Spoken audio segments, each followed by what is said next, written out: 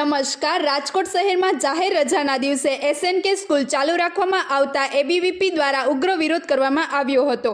વિદ્યાર્થી સંગઠન ABVPના કાર્યકરોએ સ્કૂલ સામે ભારે આક્રોશ વ્યક્ત કર્યો હતો અને જવાબદાર તંત્ર સામે કાર્યવાહી કરવાની માંગણી ઉઠાવી છે।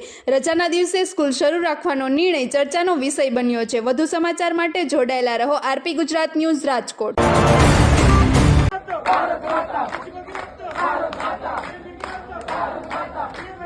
भारत माता